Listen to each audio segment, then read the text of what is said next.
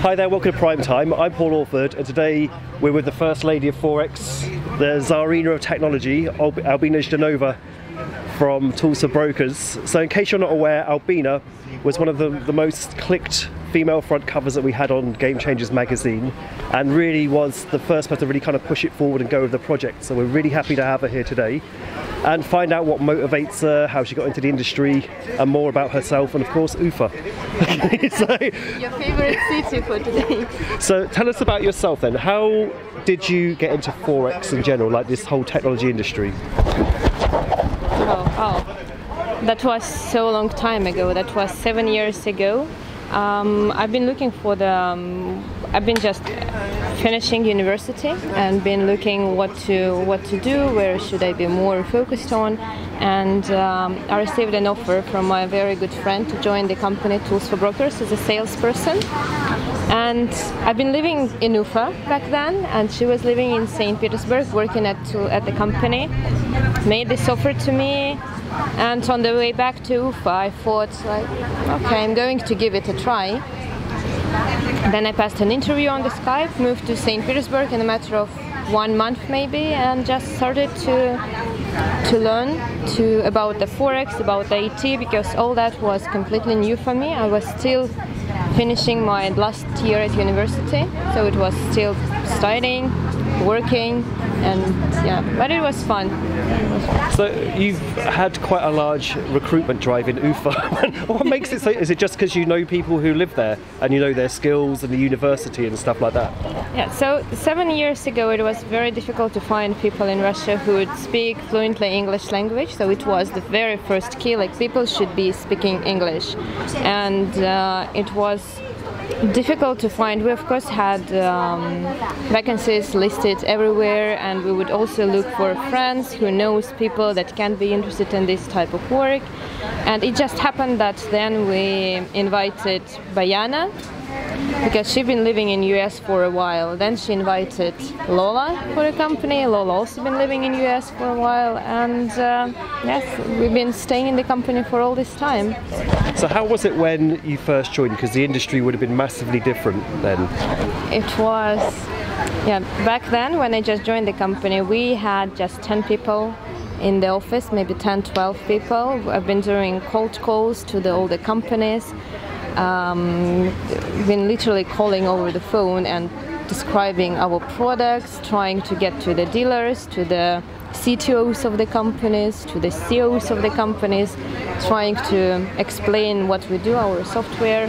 And back then it was a dream for me to be a speaker at the London summit, for example, because it was so far away from me at the point when I started. And this year this dream became true. I just had my speech in the London summit. Yeah. So, but now of course it's like, it's been already, yeah, I do the speech. It was more common. All right, so I always get nervous public speaking and stuff like that. Like with this, it's quite easy because it's just a camera. What tips would you give to people who are speaking publicly? Is it like, how would you keep the nerves on a good level? I've been always at school, I've been always performing something. I've never been afraid of the public, of public speaking. I've been always brave, so I don't really know techniques. I've been just really enjoying that, all the public speaking. Then I went, of course, I've been reading several books, the tips. The very easiest tip is that your body language, your body gives a signal to your brain as well. So if you're feeling that you are nervous before going on stage or before doing interview, you need to put yourself in a position when you have relaxed shoulders, straight back, just like make yourself comfortable, and then that will be a back signal from your body to your mind that you are feeling safe, relaxed, and you are in control of situation. That's the easiest tip. Oh, cool. So I could also use that if I have an anxiety attack or something. All right, so. And then just have a few ideas what are you going to talk about, like to think it before. Okay, so in case the viewers aren't aware, she's now opened up an office in London, Tulsa Brokers, going really, really well. How long has it been open for? It's been open for half a year, 6 months. How do you find like life in London then compared to Cyprus, where you were stationed for quite some time? It's more busier, of course, but what's interesting is that very often I've seen companies that have representative offices in London and they have headquarters in Cyprus. So we still need to remember that there are very massive and huge companies based in Cyprus with headquarters in Cyprus, in Limassol. We know the names of these biggest companies. So there are more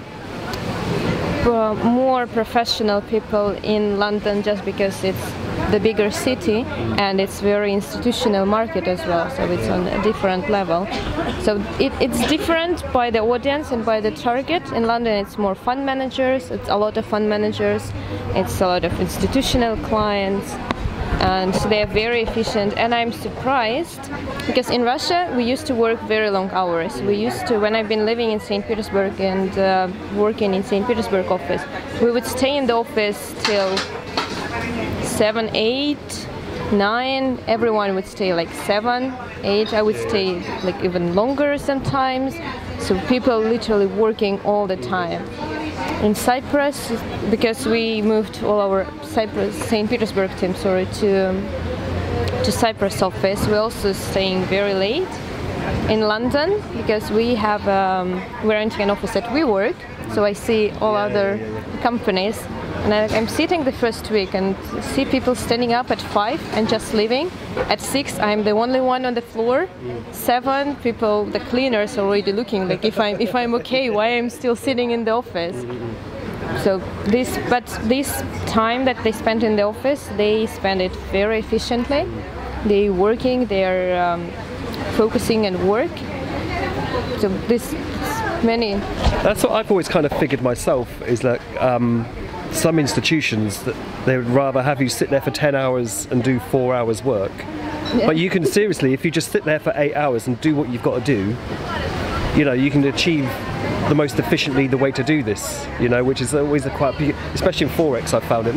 Like the people I've worked for sometimes, they've you know, quite a peculiar sort of thing. It seems quite an old way of doing things now.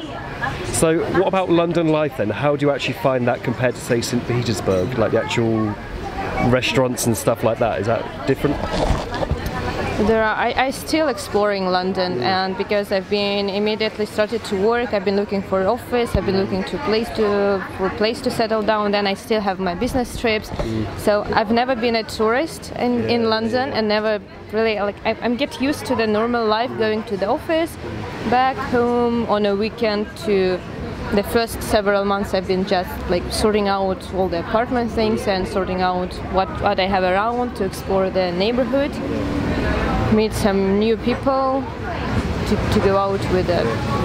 It's very, what I like about London the most is the people, because everyone is so open, everyone is so friendly and welcoming. I know, like I met so many new people in London now, and I even met my neighbors. I've been at their homes, and like it happened just in a couple of months, and like very, very feeling welcomed in this. It's really peculiar because where I'm from, the provinces, we're the opposite. We're very miserable. Like we would never see our neighbours. Like we live in fear. Like, oh my God, it's our neighbour. Let's just stay in the house. Let him go and put his rubbish out. But yeah, we're just an odd bunch of people, I guess. All right, cool. So look, she's opened up the new office in London now. If you want to come and speak to her direct, how can they come and see you? Like, how can people, like in London, if they're like a hedge fund manager, what's the best way to contact you? The easiest way, everyone in London using LinkedIn, so LinkedIn would be the easiest way to contact me. And then somewhere near in the city, near Liverpool Street Station, we can set up a meeting. You can be welcome to our office. All right, cool, because what we'll do, I'll link Albina as well if you're watching this on LinkedIn, so you can see contact details, etc.